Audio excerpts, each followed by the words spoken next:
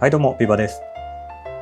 今回はアベニーパファー、この丸々した可愛らしいアベニーパファー、世界最小の淡水フグ。アベニーパファーは餌の問題が結構話題になるんですが、最近アベニーパファーがよく食べてくれるという話題の餌、バイブラバイツ。今回はこちらの与え方について簡単に動画で紹介していきます。こちらがバイブラバイツ、恐林さんから出ている熱帯魚用の餌です。このバイブラバイツの特徴は超スロー沈下、なかなか沈まないので上層中層を泳ぐ熱帯魚にはとても食べやすい餌になっています。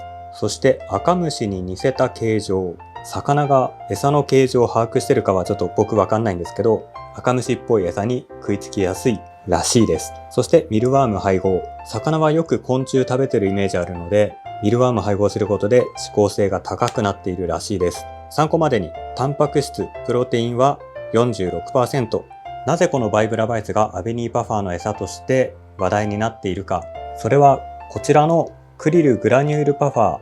今までこの餌がアベニーパファーの有力候補だったんですけど、様々な大人の事情で生産中止となりました。現在手に入らないので、それの代替品としてバイブラバイツ、これが使われるようになりました。ただこのバイブラバイツ、そのまま与えればいいかというとそうではなくって、実はサイズの問題があります。こちらがバイブラバイツのそのままの形状。さっきも言った通り赤虫っぽい形をしている魚のうんこみたいな形状になっています。アベニパファは世界最小フグなので口もちっちゃいです。長い状態のバイブラバイツは一口で食べられません。バイブラバイツを与えるときは1本の細長いものを5分割ぐらいしてあげる必要があります。もちろんうちでは5分割っていうだけで、飼育されているアベニーパファーの大きさ、個体によって分割具合は調整してください。ではこのバイブラバイツどうやって分割するか、実際にやってみましょう。見やすくするために今回は1本ずつやっていきます。手のひらにバイブラバイツを乗っけて、あとは爪でパキンと折ります。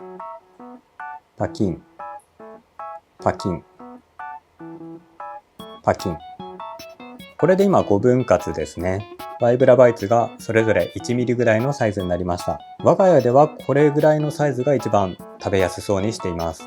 餌の量は個体差あると思いますが、我が家では1匹につきバイブラバイツ1、2本なので3匹で5、6本バイブラバイツをあげるようにしています。なんでそんな厳密にしてるかっていうと、バイブラバイツ食べ残しがすぐカビちゃうんですよね。なんか口に含んでもぐもぐして吐き出してまた食べるとか、そういう繰り返しなんですけど、吐き出して落下していく餌を途中で諦めちゃいます。そういった餌はどんどん水槽の底に溜まってすぐカビちゃうので、なるべく餌の量は適正量あげたいところ。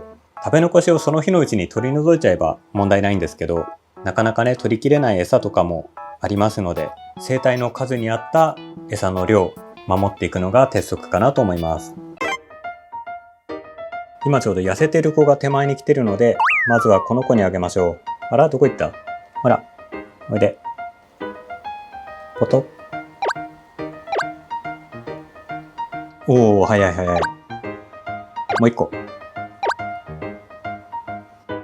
やっぱ我が家は1ミリぐらいのサイズが食べやすそう。これが1本まんまのやつあげちゃうと、食べるは食べるんですけど、ずっとくわえたままなんですよね。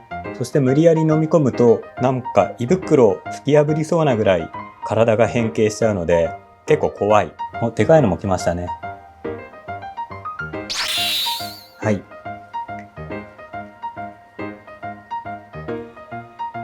ほい。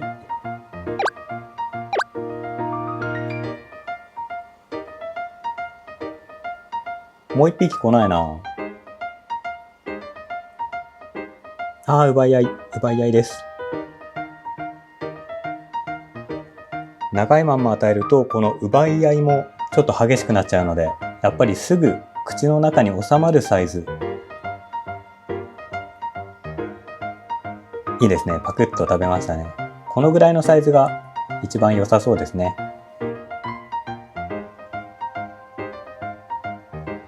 落としちゃった。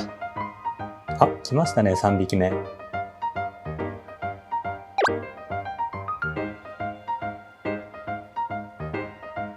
食べろ、食べろ。吐くなよ。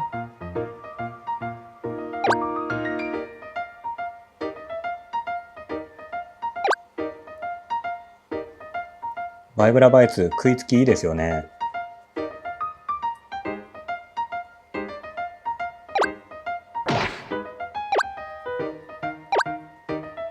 冷凍赤虫でもいいんですけど、冷凍赤虫はちょっと扱いがめんどくさいというか、保存の問題とか量の問題がちょっとね、めんどくさいですよね。その点バイブラバイツは普通の餌と同じく扱えるので、とても使いやすい。あと当たってないのはドイツだ。この子は多分食べ過ぎですよね。いや、まあ食べてくれる分にはいいんですけど、もうだいぶ飽きてきたか？もういっぱいですか？もう食べないかな？沈んでっちゃった。もういらない感じ。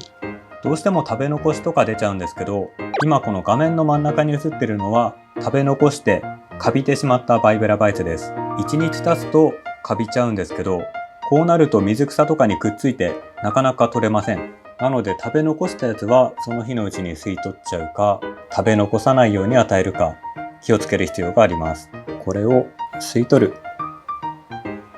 よかった。これは取れた。あと下の方に食べ残しが。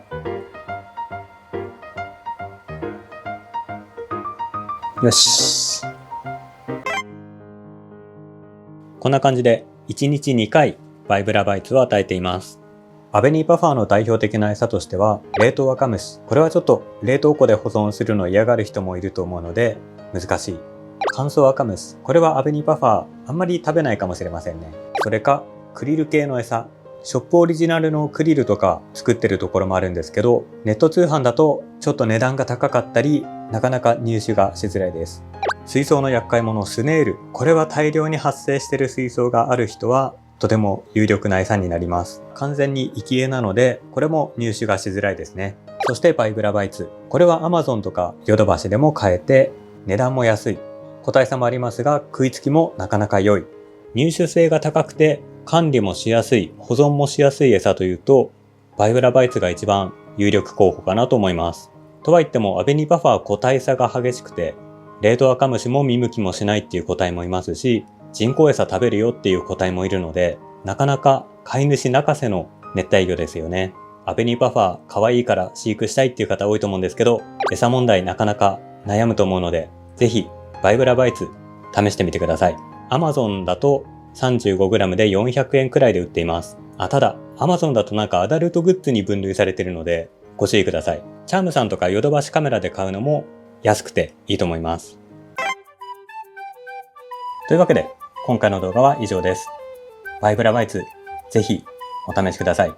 今回の動画、参考になったなという方いれば、グッドボタン、チャンネル登録、よろしくお願いします。それではまた次回の動画でお会いしましょう。ご視聴ありがとうございました。バイバイ。